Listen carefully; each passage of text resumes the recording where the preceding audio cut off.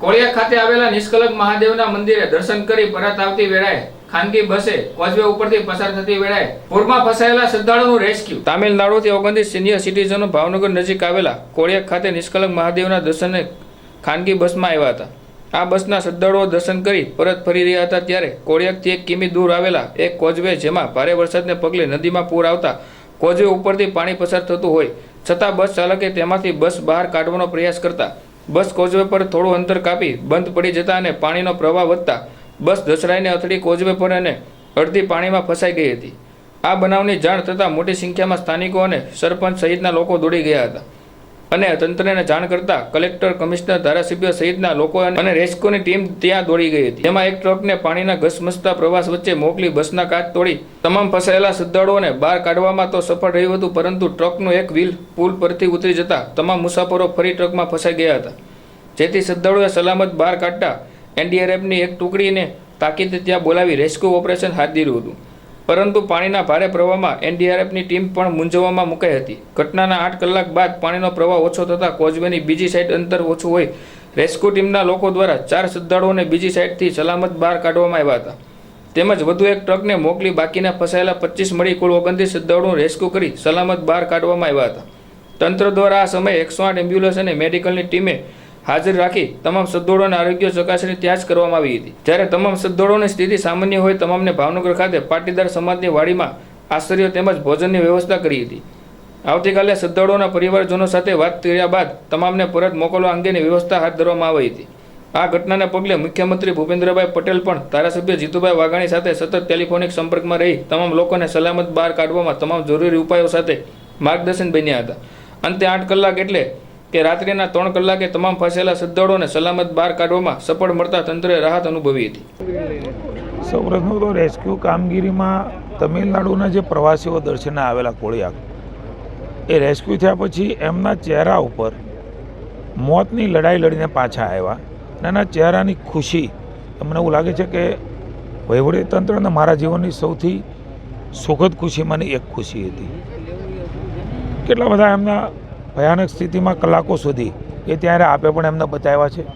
માનનીય મુખ્યમંત્રી શ્રી ભૂપેન્દ્રભાઈએ ખૂબ ચિંતા કરી, તંત્રના દ્વારા એવું મને પણ ફોન કરીને કહ્યું કે આપ પણ જાઓ, સંકલન કરો, જે કરવું ઘટે કરો। એનડીઆરએફની ટીમ પણ મોકલી। આપ પણ જાણો છો કે એનડીઆરએફની ટીમ એ આગળ ન જઈ શકી કારણ કે પ્રવાહ ખૂબ હતો। ટ્રકમાં એમને શિફ્ટ તો કર્યા બસમાંથી, પણ એ ટ્રક પણ ફસાણું। ખૂબ મુશ્કેલીઓ અને કલાકોની જહેમત બાદ અન્ય એક ટ્રક, હું એમ કહીશ કે કેલ્ક્યુલેટિવ રિસ્ક અમે બધાએ સાથે મળીને લીધું અને ત્યાં એમાં શિફ્ટ કર્યા। હું કોર્પોરેશનના તંત્રને, કલેક્ટર શ્રી આર કે મહેતાને, કમિશનર શ્રી સુજીત કુમાર, ડીએસપી પણ અત્યારે 4 વાગ્યા સુધી હર્ષદભાઈ આપણી સાથે છે। સ્થાનિક તંત્ર, સ્થાનિક સરપંચ અને સમગ્ર લોકોને, ગ્રામજનોને હું અભિનંદન આપવા માગું છું કે એમની હિંમત, એમની સંવેદના અને એમના કારણે 29 લોકોના જીવ આપણે બચાવી શક્યા છીએ। તમામ લોકો સહી સલામત રીતે 4 લોકોને સામે પાર આપણે શિફ્ટ કર્યા છે, ત્યાંથી એ પણ સીધા ભાવનગર પહોંચશે। ડૉક્ટરોએ પણ અહીંયા અંદર તપાસ્યા છે। કાલે કલેક્ટરશ્રી, મુખ્યમંત્રીશ્રી પણ સૂચના આપી છે અમને કે તમામ વ્યવસ્થા કરીને એમના વતન સુધી જે કંઈ કરવું ઘટે એ સરકાર કરશે અને એમને પહોંચાડશે। પણ મને એવું લાગે છે કે રાજ્ય સરકાર, ભૂપેન્દ્રભાઈ અને સંવેદનશીલ ભારતીય જનતા પાર્ટીની સરકાર ઉપર આ લોકોની તમે પણ ખુશી જોઈ છે। એમના આશીર્વાદ ભગવાન મહાદેવે હેમખેમ આ રેસ્ક્યુ પાર પાડીને તમામ લોકોને ખરોચ પણ ન આવી છે, કોઈને વાગ્યું હશે પણ એમને કોઈ જોખમી એ પ્રકારનું ન બને અને એમના સ્વજનોને, પોતાના પરિવારજનો મળે, આથી વધારે ખુશી એક તંત્ર માટે, પ્રતિનિધિ તરીકે અને સરકાર માટે, મુખ્યમંત્રી કોઈથી વધારે ન હોઈ શકે। ખૂબ આનંદ છે, એમને આપણે બહાર કાઢી શક્યા છીએ। આ એક સામૂહિક પ્રયાસ હતો। આપણા હંમેશા કોઈ પણ ક્રાઇસિસ હોય ત્યારે ફર્સ્ટ રિસ્પોન્ડર સ્થાનિક લોકો હોય છે અને એ જ મુજબ આજે પણ કોળિયાકના નાગરિકોએ એક ઇનિશિયેટિવ લીધો। એ લોકોએ પોતાની રીતે શક્ય એટલા પ્રબંધો કર્યા। દરમિયાનમાં મહાનગરપાલિકા તરફથી ફાયર બ્રિગેડની ટીમ આવી, અમે લોકો પણ સ્થાનિક તંત્ર, પોલીસ ડિપાર્ટમેન્ટ, આ બધા અમે લોકો પહોંચી ગયા હતા અને ઉપલબ્ધ સાધનોથી જે બેસ્ટ પોસિબલ એફર્ટ હતો બધાએ કર્યો। પાણીનો વેગ આપ સૌ જાણો છો કે ખૂબ વધારે હતો અને અમે આવ્યા પછી પાણીનો પ્રવાહ પણ વધી ગયો અને વેગ પણ વધી ગયો અને એને કારણે આ બધા સિનિયર સિટીઝન આપ જોઈ રહ્યા છો કે જે મોટાભાગના યાત્રિકો છે બધા વરિષ્ઠ નાગરિકો છે એટલે પાણીમાં ઉતારીને એમને રેસ્ક્યુ કરવામાં એક પ્રકારનું રિસ્ક રહેલું હતું અને ઘણા બધા માનસિક રીતે થોડા સમજો ને કે ડગાઈ ગયા હોય કે એ લોકો સ્વસ્થ નહોતા એવું હું કહી શકું બિકોઝ કે એમણે જે પાણી આટલું બધું જોયું એટલે એના કારણે અમે લોકો એમને સમય આપવા માગતા હતા જેથી કરીને અમે એમને શ્રેષ્ઠ રીતે સલામત રીતે ઉતારી શકીએ.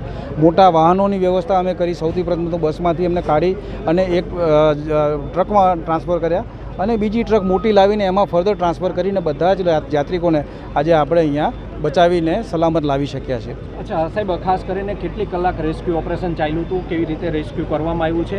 આમાં જે રોડ વિભાગની જો ગંભીર બેદરકારી માનવામાં આવે તો સાઈડમાં જે જાળી હોવી જોઈએ કે જે ગટર હોવી જોઈએ તે નથી, તો કોની બેદરકારી ગણાશે આમાં? ને આ કોઝવે છે ને, કોઝવે ઉપર જાળી હોતી નથી.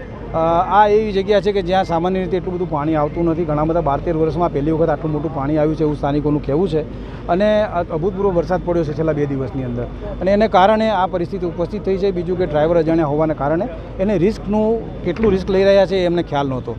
હવે એ એમનાથી એક ડિસિઝન લેવાઈ ગયો જેને કારણે આજે બસ પ્રવાહમાં ખેંચાઈ અને અમે લોકો આવ્યા ત્યારે એ પરિસ્થિતિ હતી કે ભાઈ એ બસમાંથી અમારે પહેલાં એ લોકોને બહાર કાઢવા છે એટલે બસની કાચ તોડી આપણે એને મોટા વાહનમાં ટ્રાન્સફર કર્યા અને પછી ફર્ધર બીજું મોટું વાહન લાવીને આપણે એમને શિફ્ટ કર્યા છે અને આખી પ્રક્રિયા છે એ ચાલી છે. આપ સૌ ઘણા બધા મિત્રો સતત આ પ્રક્રિયા સાથે અમારી સાથે જોડાયેલા રહ્યા છે અને આપે સૌએ એનું કવરેજ પણ કર્યું છે અને આપ સૌ જાણો છો કે જે બેસ્ટ પોસિબલ એફર્ટ છે એ તંત્ર તરફથી સામૂહિક રીતે કરવામાં આવે છે. અચ્છા સાહેબ, જો રેસ્ક્યુ કરવાની